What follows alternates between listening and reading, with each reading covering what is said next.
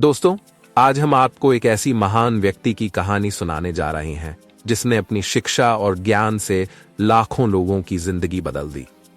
ये कहानी है भगवान बुद्ध की, जिनकी शिक्षाएं आज भी हमारे जीवन को प्रेरणा देती हैं। राजकुमार सिद्धार्थ एक सुखी जीवन व्यतीत किया करते थे और उनके पास वह सब कुछ था जो एक राजकुमार के पास होना चाहिए, जैसे कि भव्य महल, स्वादिष्ट भोजन और मनोरंजन के अनगिनत साधन।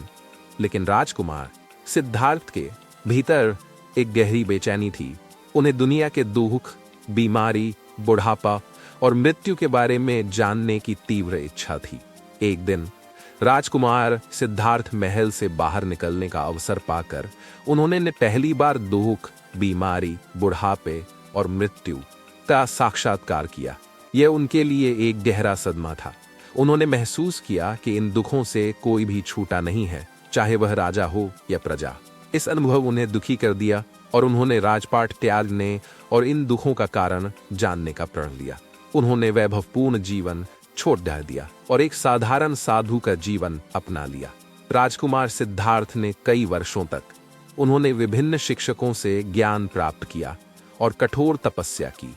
उन्होंने गहरे ध्यान में बैठकर जीवन के रहस्यों को समझने का प्रयास किया। आखिरकार एक रात बोध गया में एक पीपल के पेड़ के नीचे ध्यान करते समय उन्हें ज्ञान की अनुभूति हुई और वह बुद्ध बन गए। बुद्धत्व को प्राप्त करने के बाद उन्होंने अपना शेष जीवन दूसरों को दुखों से मुक्ति का मार्ग सिखाने में लगा दिया। उन्होंने 4 आर्य सत्य और अष्टांगिक मार्ग की शिक्षा दी, जो दुख से मुक्ति का मार्ग प्रशस्त करते हैं। कहानी हमें यह सिखाती है कि सच्ची खुशी भौतिक सुखों में नहीं, बल्कि ज्ञान और करुणा के मार्ग पर चलने में मिलती है।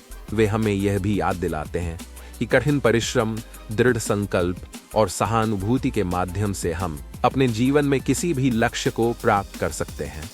ऐसी और प्रेरणादायी कहानी के लिए हमारे चैनल को सब्सक्राइब करें। धन्यवाद।